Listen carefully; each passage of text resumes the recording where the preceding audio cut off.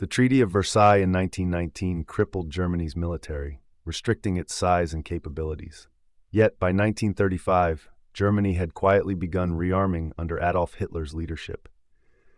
This led to the creation of the Wehrmacht, which would become the most powerful military force in Europe during the early years of World War II.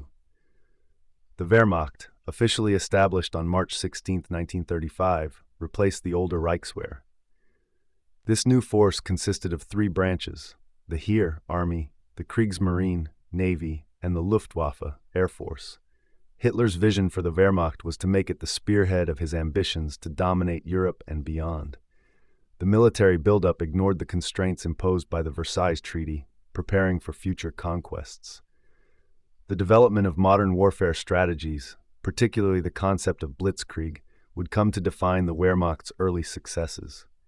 Blitzkrieg focused on speed and surprise, using coordinated strikes with tanks, infantry, and air support to overwhelm opponents.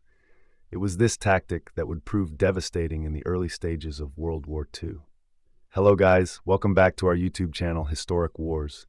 Today we're diving into the rise and fall of one of history's most formidable military forces, the Wehrmacht. Stay tuned as we explore how this military machine was built, its campaigns, and ultimately, its collapse. On September 1st, 1939, the Wehrmacht unleashed its first major attack in World War II with the invasion of Poland. The world was introduced to the deadly effectiveness of Blitzkrieg. German forces moved rapidly across Poland, combining mechanized infantry with panzer divisions and precision airstrikes from the Luftwaffe. Within weeks, Poland was defeated and the Nazi occupation began. This victory was just the start. In 1940, the Wehrmacht launched the same tactics against Denmark and Norway, securing strategic footholds in Northern Europe. The invasion of Western Europe followed shortly after.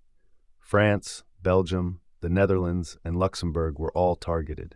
The fall of France in June 1940 was particularly significant. The French military, considered one of the strongest in Europe, was quickly overwhelmed. The Wehrmacht bypassed the heavily fortified Maginot Line by advancing through the Ardennes forest, which the Allies thought impassable. The fall of Paris was a major victory for Hitler, leaving Britain to face the Nazi war machine alone. Flush with victory in Western Europe, Hitler turned his attention to the east. Operation Barbarossa, launched on June 22, 1941, was the largest military invasion in history.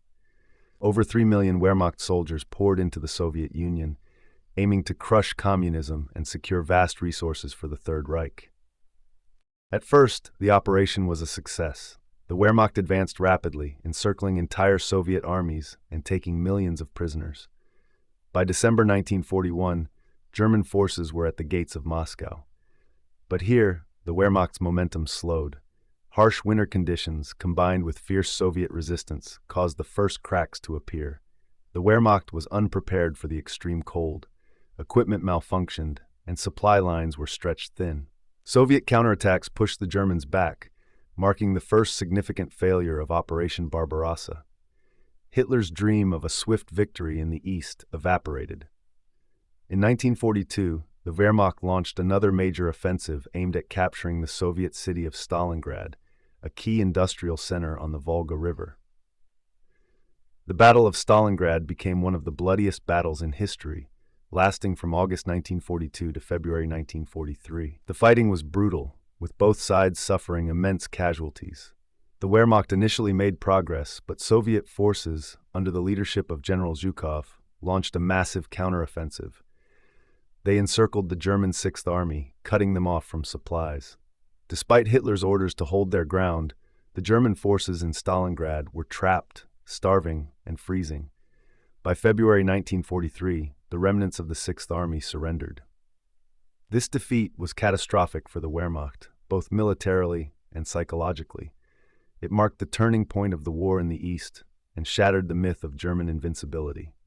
After Stalingrad, the Wehrmacht found itself on the defensive.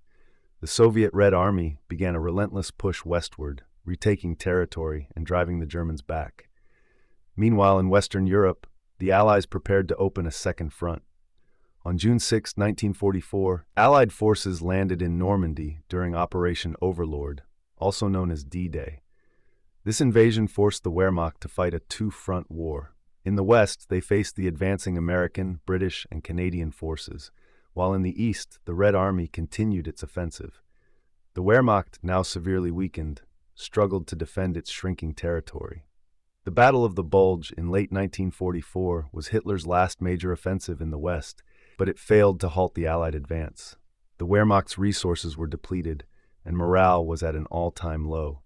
By 1945, the Wehrmacht was crumbling. Soviet forces were closing in on Berlin from the east, while the Allies pressed in from the west. The once mighty German military was now fragmented, with many soldiers surrendering or deserting. In April 1945, Soviet forces stormed Berlin. The last remnants of the Wehrmacht fought a desperate but futile battle to defend the city. On May 7, 1945, the German High Command signed an unconditional surrender, bringing an end to World War II in Europe. The rise and fall of the Wehrmacht is a story of ambition, innovation, and ultimately defeat. Once seen as an unstoppable force, the Wehrmacht's downfall came from a combination of overreach, flawed leadership, and the relentless pressure of its enemies. It serves as a stark reminder of the limits of military power. Thanks for watching. For more history videos, be sure to subscribe.